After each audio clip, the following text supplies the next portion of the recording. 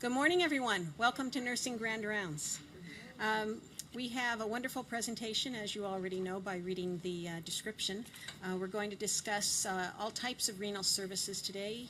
Acute renal dialysis, we've got transplant, chronic, we have our services from our Santa Ana office. And, oh, come on in. And without any further information, I see a lot of friendly faces here. I'm going to have Tony come and speak to us. Thank you, Tony. Good morning, everyone.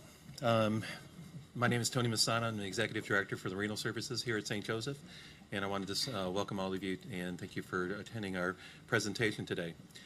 We want to go through today kind of informally and give you some background on dialysis here at St. Joseph, but also as far as the treatment of chronic renal failure in the United States. And we're going to go through, these may be have gotten out of order. All the information is in your handouts, but we've, as usual with PowerPoint, we've been doing slides at the last minute. We're going to go through the inpatient renal acute services, pediatric hemodialysis, outpatient dialysis in Sister Elizabeth Building, outpatient dialysis in our new Santa Ana clinic, our home dialysis services, some of the dialysis outcomes that we have here at St. Joseph, and in our kidney transplant program and its outcomes. The treatment of renal failure goes back many years. This device right here was actually a later prototype. It was first invented in 1938 by Dr. Kolff, and he used sausage casing to dialyze a patient against some solutions. And it advanced into the 1960s. This is a home patient in 1960, about 1964, I believe it is. This is a Milton Roy dialysis machine. There's a Scribner shunt in his leg, which is two glass tubings that are sewn into an artery and a vein, and they have a piece of rubber between those two that they're pulled apart to allow for dialysis to take place because we needed a certain amount of blood flow. I started dialysis working in 1978. We're still using them in 78. Not very often, but still in use. A large dialyzer, a blood pump, and straight formaldehyde. This dialyzer would be reused, be rinsed out, filled with straight formaldehyde, rinsed again, and then used again for up to 3 times. In 1971 and 1972, Congress held hearings in the Senate about dialysis because patients didn't have access to dialysis. It was considered an experimental therapy. It was considered really something for people that were wealthy. Most of the people that were on dialysis at that time were between the ages of 18 and 55, and mostly white males because they needed to have enough money to cover the cost of their services. They actually dialyzed a patient in the Senate in 1972. The patient at the end of his treatment actually crashed. His blood pressure dropped out, and they had to bring him back around with a little bit of saline. Then he did his testimony. So Congress passed the legislation to cover patients with a diagnosis of chronic renal failure with Medicare and Social Security disability benefits. It's also known as end-stage renal disease. This is the first and only time this has happened in Congress. People with AIDS, hemophiliacs have been asking Congress to do the same thing. They have not. Initially, they thought they'd have 20 to 40,000 patients, maximizing a cost to the United States government of about $500 million a year. They were a little bit off. We'll talk about that in a minute. Here's today's reality. 525,000 people are on Medicare, and 525,000 patients on which Medicare covers 485,000. Those other 40,000 are in commercial insurance, straight and commercial. 385,000 patients are on dialysis, and about 80,000 patients are on a kidney transplant list waiting transplant. Cost, Medicare is $23 billion a year for less than 0.5% of the Medicare beneficiaries, and we use 6.75% of the Medicare budget. Medicaid contributes another $7 billion, commercial $11 billion. So today, $41 billion taking care of 525,000 people. So it makes us a very big target in budget years. I want to talk a little bit. This is the 1960s and 70s. This is actually a friend of mine sent me this picture. It's a hospital in Long Island, and this is a 100-liter tub tank, Baxter Travenol tub tank, and You fill it with purified water, a gallon of solution. You mix it around, and this is a blood pump. And if you notice, we've got 2 patients dialyzing using the same bath. Back then, this was before universal precautions. If you worked in dialysis, you had a 1 in 5 chance of coming down with hepatitis B. You couldn't get blood, and there was a lot of restrictions. You can see the universal precaution here with this nurse hanging blood, but she does have her cap on. Let's talk a little more closer to home. This is Southern California. If we take a look, in 2000, we had approximately 20,500 people on dialysis in Southern California. By 2009, this has grown to 32,000. Southern California is growing faster than the nation. The nation's growing at about 4% per year. Southern California is growing at about 8%. We have a higher incidence of obesity, leading to hypertension and diabetes. We've got a lot of oversight, and we'll talk about that as we're going through today. We have to be Medicare certified for, both for dialysis centers and for transplant programs that are under conditions for coverage. They come out and survey us. We have a certain amount of regulations to meet. I think a little over 300 pages of interpretive guidelines, both for dialysis and transplant each. On top of that, we have the Joint Commission, our friends that are becoming soon, and they review our home program as a home health care agency. So that we have our own surveyor for 3.5 days, and that's all they do is focus in on home dialysis. We're also under UNOS. This past year, for transplant program, we've had both the Medicare certification. This was the first time that Medicare has ever come out to visit our dialysis or our transplant program, I should say, since its inception. And both our UNOS also came out this year, and we're also under the OSHPD regulations for physical plant requirements. So let's talk about the function of kidneys and how does dialysis replace those functions. As you can see, the real kidney filters toxins, fluid balance, body chemistry, control pH, regulate blood pressure, and maintain hematocrit. I'll have to give Lane Go some credit here. I'm actually borrowing some of her slides. Artificial kidney, it filters the toxins, removes fluid. It does regulate body chemistry with the addition of medications. It does control pH. We need medication to regulate blood pressure, and you need medication to replace for hematocrits. So right now we have 26 million people in the United States have some form of active chronic kidney disease. Hypertension and diabetes are 2/3 of the failure rate. But other things that contributed obstructions such as kidney stones, tumor, a large prostate, repeated urinary tract infections, inherited diseases such as polycystic, malformation, narrowing of outflow causing reflux, proteinuria, lupus, and other autoimmune diseases. So we've got a lot of things that contribute to kidney disease in the United States. And so 26 million people have some form of chronic renal failure. This is what hemodialysis does. Basically, it brings blood from the patient. It goes through the dialyzer and returns back to the patient. Dialysate comes in and bathes these fibers. These fibers are tiny little straws that are about the size of one red blood cell across. They go through it. The toxins are in there, the extra fluid, and we regulate that and take out those toxins and replacing it with electrolytes. And then it goes out, and we also take away the extra fluid that's on there. So we have 2 pumps, one that's pulling the dialysate fluid and regulating it, and a second one that's pulling the fluid that we want to take off the patient. An average dialysis patient gains about 2 kilos in between dialysis treatments. That would be a good dialysis patient. We have patients that far exceed that, as a lot of our folks would tell you. Peritoneal dialysis, we've got the peritoneum that lines the abdomen. There's a tube that it's inserted in there. It's filled with fluid, and then an exchange takes place where you've got the toxins going in there. You've got an osmotic pull that pulls in extra fluid, and that is then removed over time. And I'm sure Kathy will go into this much more in depth than I will. But let's talk about the long-standing commitment here. So 1970, before Medicare enacted the End-Stage Renal Disease Act, We've got a commitment by Sister Anthony McGuinn to bring dialysis to St. Joseph in 1970. Our chronic program was started in 1971.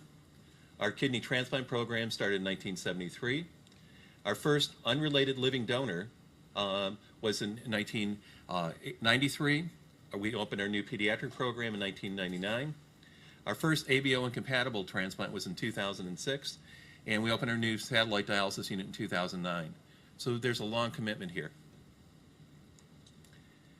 Our renal services encompasses a lot of different areas. We've got outpatient adult areas, we've got inpatient acute services, we've got outpatient pediatric, our kidney transplant program, as well as our home dialysis, and it's both adult and pediatric. So, this is, I think, where I put here. Okay. Let's go back one. I'm sorry. Kidney transplant, established in 73, excellent outcomes, some of the highest in the nation, and Marlene will go into that further. Transplants average per year, last 10 years, we've averaged about 14 deceased donors per year, about 19 living donors per year, or about 33 per year. And that's higher, 57% is higher than the national average for living donors. So we really pride ourselves on that. And that's really got to be a focus of our program, because the number of donors available is actually diminishing. And Marlene, I'm sure, will talk about that further. We've got about 150 patients on the waiting list, and we work up about between 100 and 200 patients per year. Inpatient services, we do it both here at St. Joseph as well as Chalk. About 3,400 treatments per year there. Right now we're operating on a 4-station unit, soon to be hopefully breaking ground on our 5-station unit on the 3rd floor. We also do mobile hemodialysis, pheresis, continuous renal replacement therapies, and we're available 24/7. We do have a nurse on call or in the hospital at all hours. We've got an interdisciplinary team within dialysis. We've got the patient, we've got their nephrologist, the nurse managers, the clinical coordinators, our nursing staff, our national and state certified hemodialysis technicians, dietitians, and our social workers. So really, it's a team taking care of the patient. And that's one of the key things that I think gives us good outcomes, and also makes we have some of the lowest mortality rates and lowest hospitalization rates in the area. So it really does focus on this team approach. Our pediatric outpatient program, it's the only program in Orange County. We've got 8 stations in center. We've got about 15 patients, and a lot dialyzed more than 4 times per week. And Pam will go into that further. Ranging from infancy to 17. We do have a strong affiliation with Chalk. It's registered nurse intensive, and we also use child life specialists, as well as our therapy dogs. Okay, let's, Lorna, I think you're up. You're going to do it next. Yeah, the slide deck.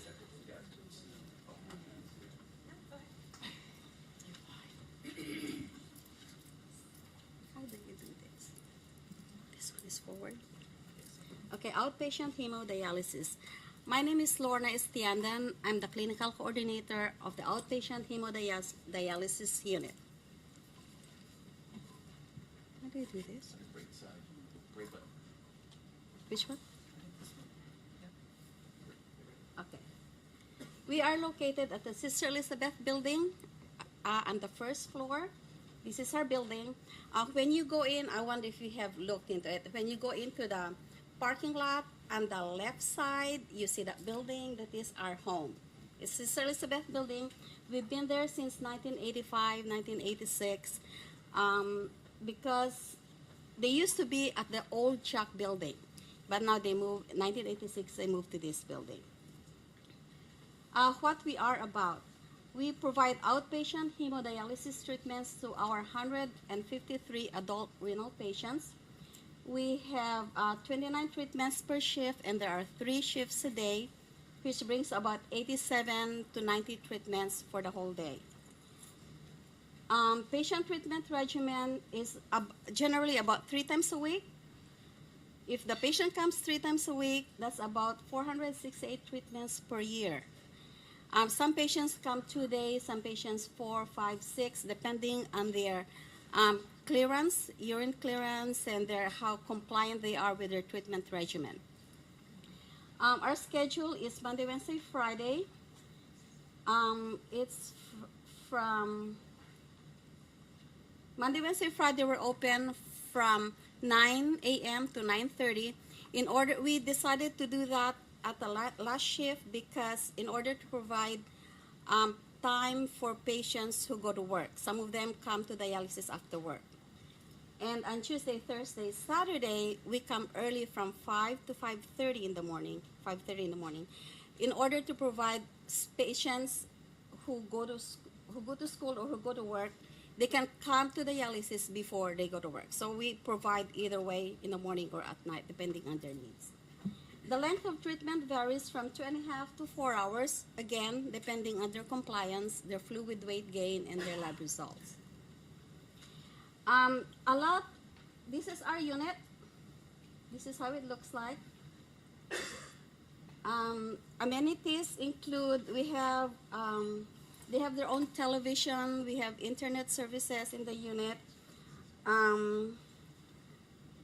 We use a crit line. It's a blood volume monitoring thing that we use to see what's happening inside the body to avoid patients going hypotensive or avoid any complications during dialysis. We are also using the electronic medical record, the CV clinical vision. And a big part of our treatment is the water system. And this is how, we have our own water system, our RO water. And this is how it looks like. Who we are. It takes a lot of different people with different skill levels, different expertise to provide a good care and excellent care to our renal patients. Under the direction of our medical director, Dr. Jabara, our executive director, Tony Mesana, we have a nurse manager, clinical coordinator, registered nurses. We have 15 of them, 15 full-time registered nurses. Certified hemodialysis technicians, I have 25 full-time at the chronic outpatient unit right now. And as Tony had said, these are certificated technicians. We have, I think, 3 registered dietitians, licensed clinical social workers. We have 2 advanced nurse practice nurses, a clinical educator, technical specialist, as I said, who is responsible for our machines, our water system. We have information staff, and we even have our own registration personnel in our unit. They don't have to come to the hospital to register, they can just do it in the unit. This is my staff, part of them at least. There they are. Some interesting facts. The longest living patient that's still coming to dialysis started in 1973. That's about 38 years ago. And the oldest patient is 92 years old. She comes 4 days a week, on her wheelchair. And last year in 2010, we provided 25,207 hemodialysis treatments to our outpatient. I think that's it for me.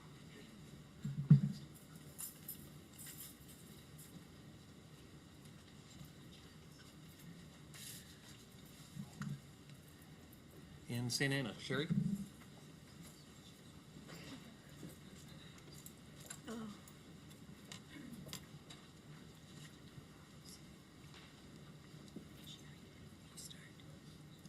This will advance your slides forward. Oh, okay. This will take them back, and this is a laser pointer right here, in case you want to point out. Okay, so this is to move forward. And this microphone is on, so you won't have to wear the lavalier unless you want to.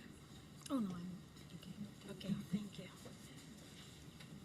Hi, my name is Sherry Esguerra. I'm the nursing manager for the new dialysis unit of St. Joseph, which is located in Santa Ana. Of course, I'm also new to this. So, Santa Ana Dialysis Center, we have 30 stations in the new dialysis unit, and at the moment I have 70 patients for census, and it's still growing. Of course, I would have filled it up right now, but maximum is 90 dialysis per day. But of course, I have, I think, 2 patients who got transplanted, others transferred to the orange unit, and I think I have 8 who regained functions ever since we started last October 2009. It is patient-centered, warm, inviting environment. It is easy access for parking and drop-off. We have, of course, the wireless internet. We have our large overhead TV, so it doesn't go in the way when patients are dialyzing, as well as for staff. We have very comfortable chairs and all the most modern dialysis equipments available right now. So as you can see, it's a beautiful unit, I can say, designed by Tony. Oops, did I? Should I skip? This is the home.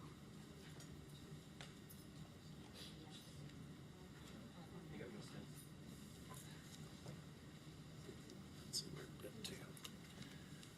Let's scoot over here. Sorry.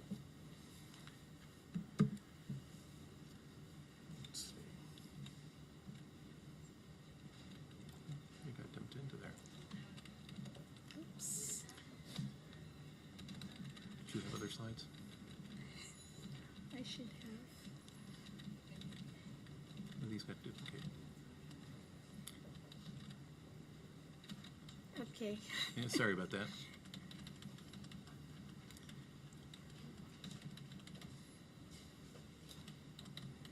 Okay, why don't you just talk about your facility? That's okay. We're open. That's okay. So at least it's showing you the new dialysis facility unit. It's located at Santa Ana, in the corner of 4th Street and Tustin. And we have Dr. Rutten as our medical director. Of course, we have a team, and I currently have 5 nurses. I have 9 certified hemodialysis technicians. I have 1 advanced practitioner who's helping me.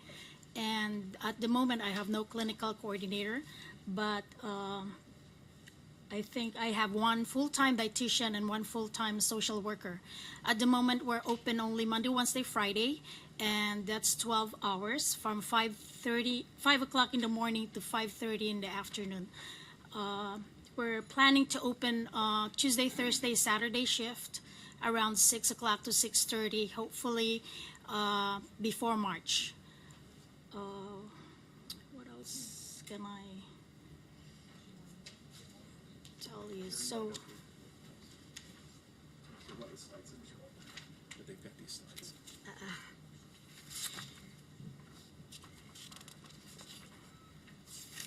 not much.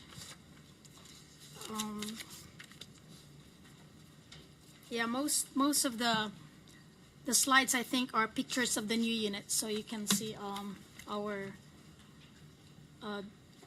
the newly designed unit, which is has the latest amenities. What page in the handout?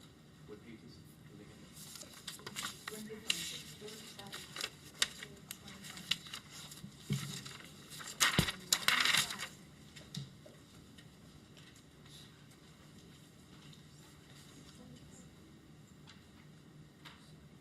Okay, it says here to better serve the communities. Oh no, this is,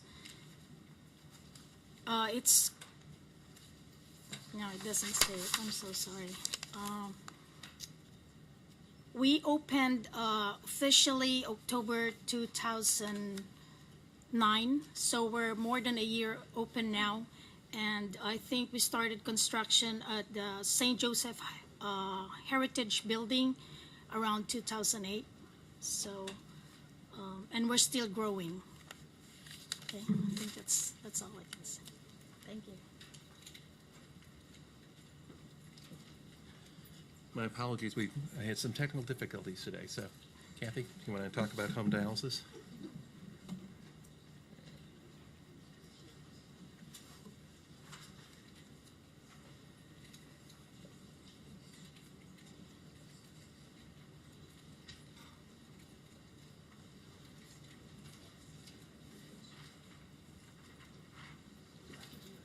That's okay. Let's get to the right ones.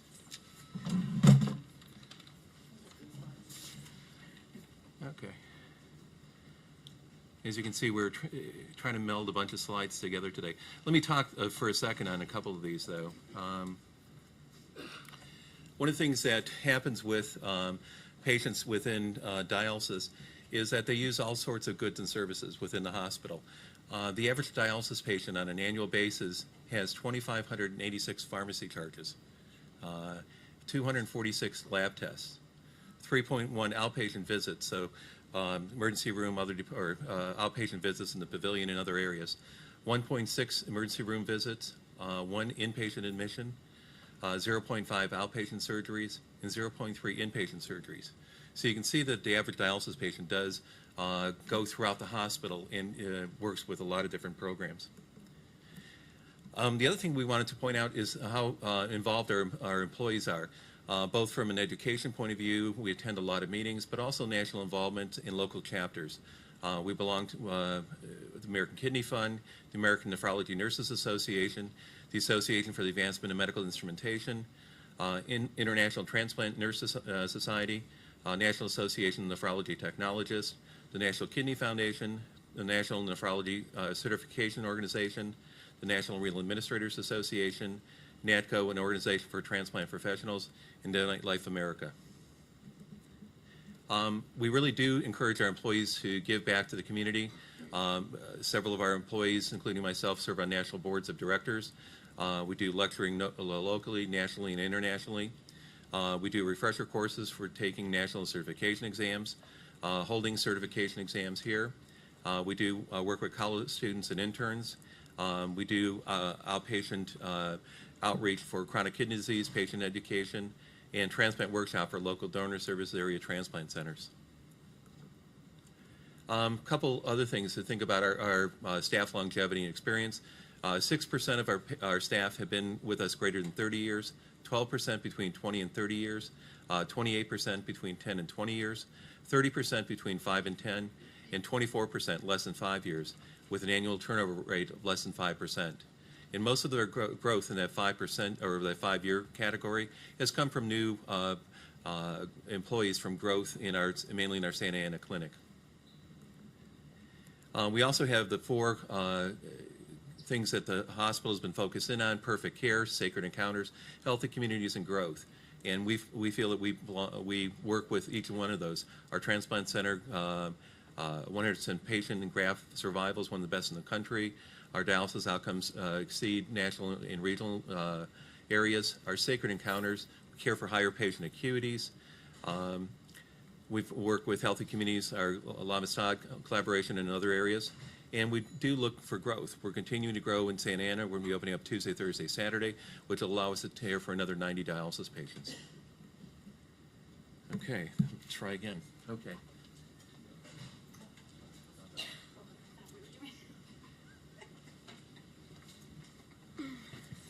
Hi, my name is Dawn Nagel. I'm one of the relief charges in acute dialysis, and I'm honored to be here to share with you acute dialysis. Who are we?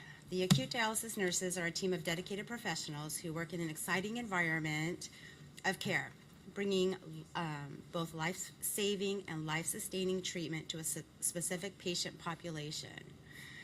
This is a very powerful statement to make. In just a few minutes, I'd like to share an amazing life-saving journey our acute team just experienced. Amazing, you guys. Who are we? Look at that education we have up there, kids. We're 15 nurses and 1 hemodialysis technician. Well, we may be a small unit, but we're a mighty one. Remarkably, these 16 individual staff our unit, like Tony said, 7 days a week, 24 hours a day, 365 days a year. Who do we serve? Through sacred encounters and a healing environment, we literally serve the entire age spectrum, from the newly born neonate to the eldest geriatric patient. In fact, within the last week, our patient population included a 3-day-old little boy and a 93-year-old man. Who are our patients? Who might our patient be?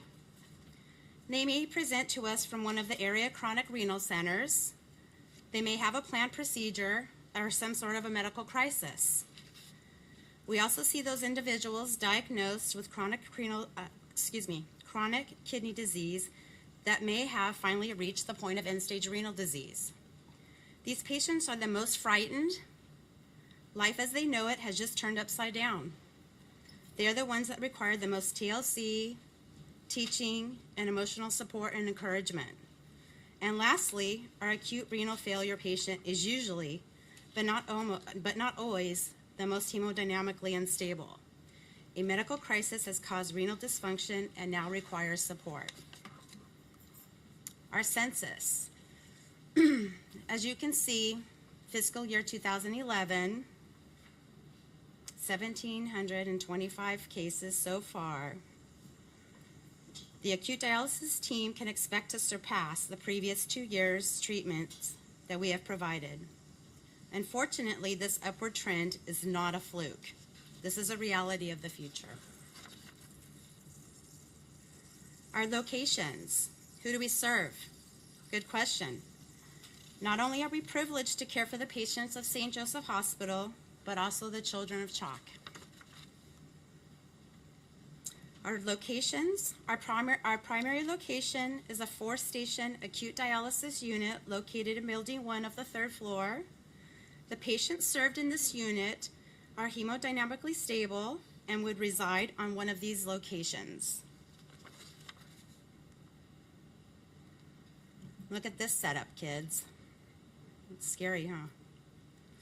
We are also a mobile acute dialysis unit capable of providing therapeutic modalities in the critical care environment for the critically ill patient.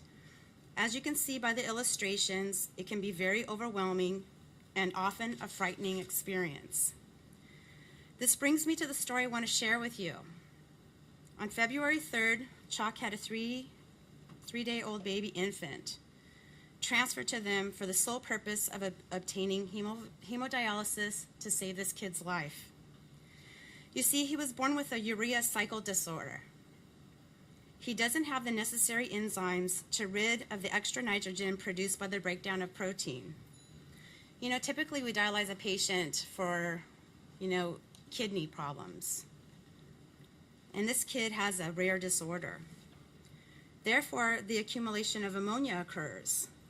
And upon arrival, his ammonia level was 1583. He was on death's door, literally. He immediately had a hemodialysis catheter placed. We ran him on hemodialysis for several hours. He ran on CRRT, which is continuous renal replacement therapy, for approximately 6 hours, which was discontinued since his ammonia level was now 26. Perfectly normal, life-saving treatment. He is perfectly fine today. Demographics.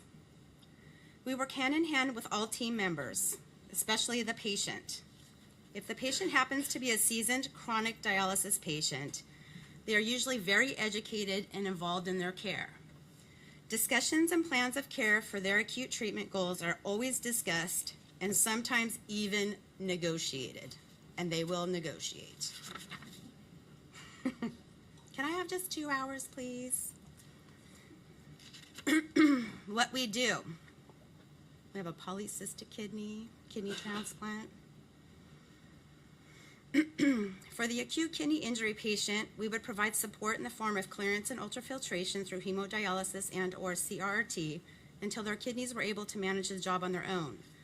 For the chronic kidney disease patient, such as the polycystic kidney shown on the screen, hemodialysis on a routine schedule would be the plan.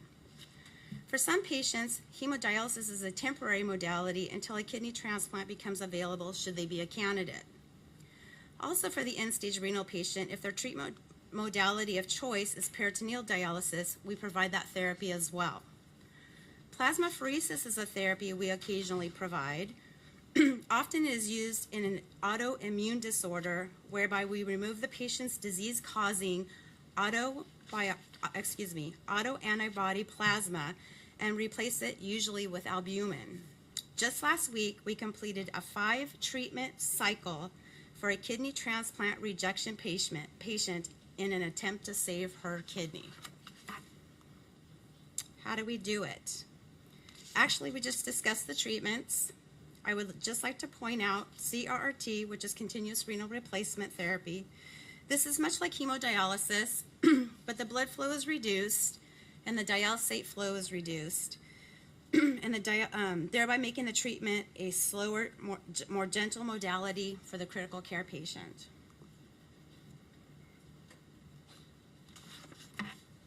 Excuse me, I think I skipped a... Tony, you missed one of my slides.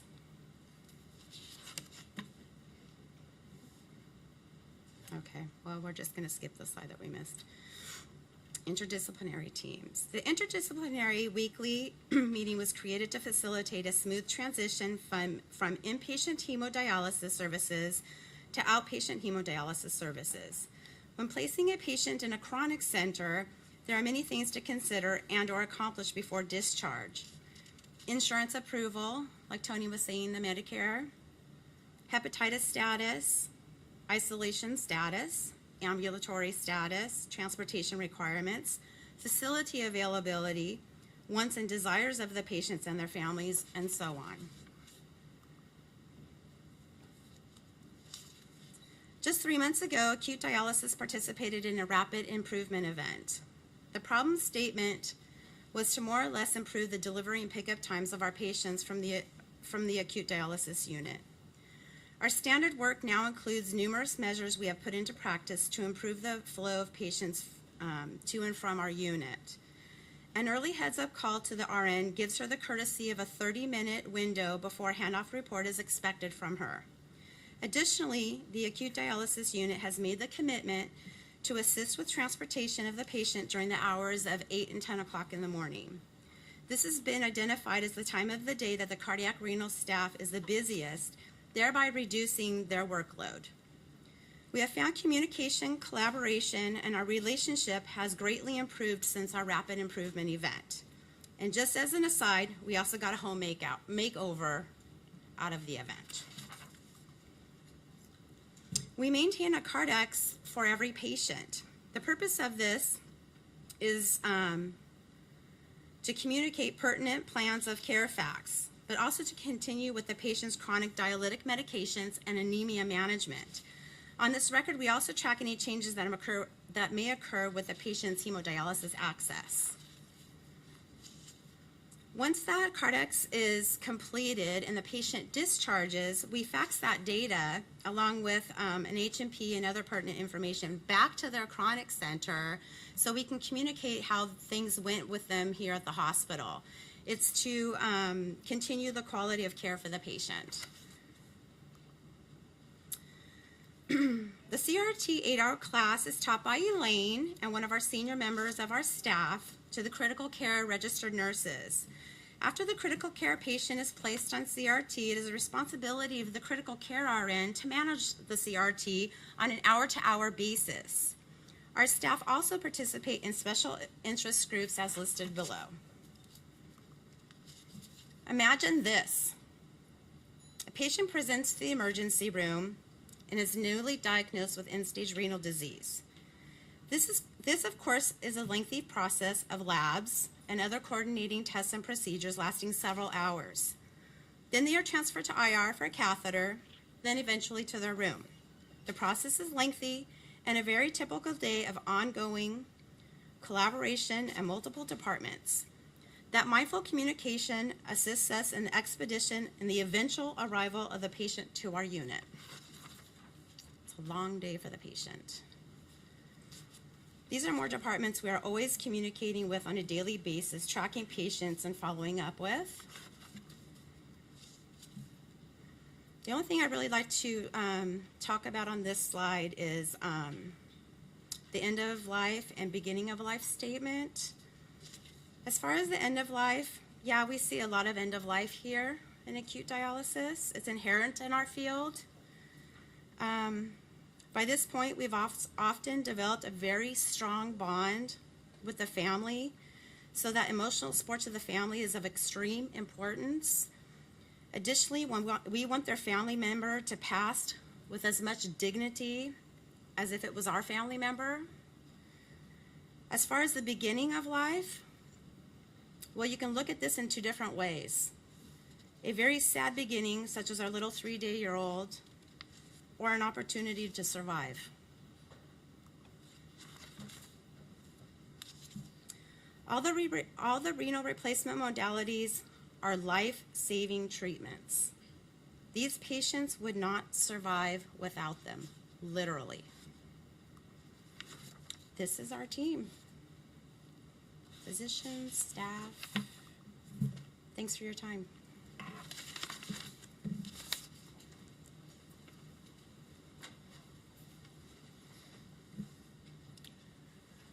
Pam's going to come up and talk about our pediatric outpatient hemodialysis unit.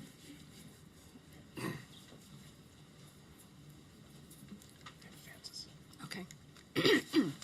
Morning, everybody. My name's Pam. I'm the clinical coordinator in the outpatient pediatric hemodialysis unit. So we'll just go a little bit over what we provide. As Tony showed you on our timeline in the beginning, that the new pediatric dialysis unit was opened in 1999. But be aware that St. Joseph Hospital has actually been providing pediatric dialysis for well over 30 years. In 1979, when I started here, we were doing on the average of 3 to 4 children on outpatient hemodialysis. Right now, we're averaging anywhere from 10 to 20. Currently, our census is about 13 patients. As you see, we start with anywhere from infancy through 17 years of age. Obviously, on hemodialysis, I'm not going to do someone at 0 date of birth, but the peritoneal program does provide that. And sometimes when there are problems with peritoneal, sometimes we do have to do interim hemo until they get over that hump and can get back on peritoneal dialysis. Our ultimate goal for a pediatric population is to get them transplanted sooner rather than later if we can. Currently, our youngest patient is about 17 months old. At this time of the slide, she was 8.5 kilos. My current youngest one is still 17 months old, but he's a little chunkier. He's about 12 kilos. This is, if you can see her in there, she was one of our interim hemodialysis patients, obviously very tiny, so we had her on peritoneal dialysis. She developed some peritonitis and needed to be on hemodialysis for about 3 months. She is now back on peritoneal dialysis and doing quite well. But it's just to show you the adjustments that we have to make in the unit, where the parent will sometimes have to sit in that chair for the 3 to 4 hours that child has to be on, because it's the only way the child will feel comfortable and will cooperate to some extent. We have 3 pediatric nephrologists on staff. They are CHOP doctors with St. Joseph privileges. This is generally our staffing ratio. If the children are less than or equal to 15 kilos, I provide one nurse basically stays at their bedside or at their chair side to provide ongoing care. A lot of that is because the tubing and the materials we use are very small and need very close monitoring. A lot of these children usually are fairly young, and they are not going to be able to verbalize to us if there's something they're feeling or there's something different going on that we need to attend to prevent a catastrophe from happening. Also do one-to-one nursing if the child is extremely developmentally delayed, regardless of their age, because we don't want any tubes being pulled out during the time that they're on dialysis. And then the rest, anybody over 15, is generally we do a 1-to-2 nursing ratio. So it's a much more close, intensive monitoring than you might find in an adult program.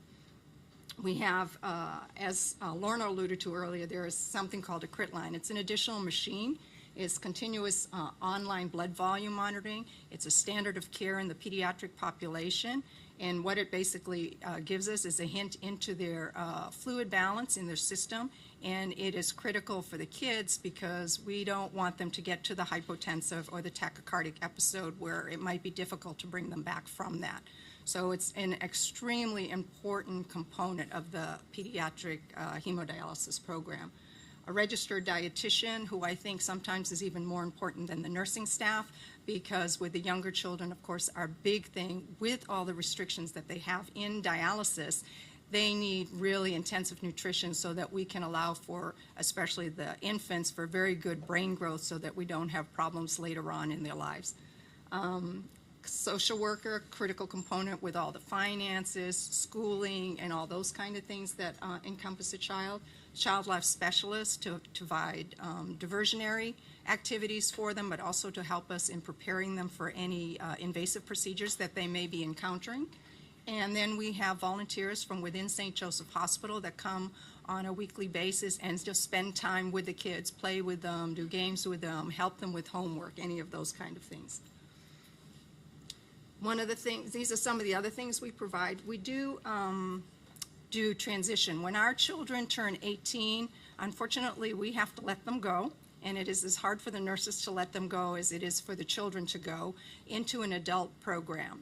We usually start the process about a year before. So when they turn 17, we start talking to them and to their families about the transition to an adult program. It's a very difficult transition. It's very different going from a pediatric program to an adult program. Doctors are different, the nursing is different.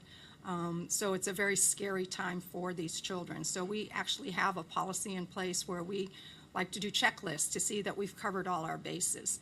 And though we have an adult program at St. Joe's, not all of our children that are in our pediatric program can go into this program. It's going to be insurance dependent a lot of times. So then if they're going outside of our program, our nurse and social worker will actually set up meetings in this other facility to go with them to the unit to introduce them to the nursing staff and to their program over there. It's a very scary time for them. School activities, we really, these kids are going to live for a long time. Hopefully when they get their transplants, everything's going to go well. So we really try to encourage school for them. So either be it at home if they're just uncomfortable going to school, or if they're dialyzing, as Tony alluded to, many of our children are more than 3 times a week. It's due to not always compliance, sometimes compliance due to fluid, but a lot of the younger ones, their nutrition is primarily fluid dependent. So we need to bring them in more than 3 days a week to stay on top of their chemistries and their fluids so that they don't get ill during dialysis. So those children usually will require either additional tutoring or and going to school on their non-dialysis day, or full-on homeschooling to provide them the education they need. A lot of arts and crafts, a lot of pet therapy, as you can see Miss Daisy, who makes regular rounds. This is my wall of fame here. Basically, children that have been or are currently on dialysis, a lot of them, after they've been transplanted, they do come back to dialysis to visit, which is wonderful for our families and our children that are currently on. They see the light at the end of the tunnel, that this will happen for them. So, and some of them, because they are with us during their middle school or high school graduations, going on to college, we put their pictures up too. And then what happens is the children that, if they don't have their picture up for one reason, they go home and they take a picture, and so that we can put it up on our brag wall. So we really try to recognize graduations, birthdays, quinceañeras for the Latino gals.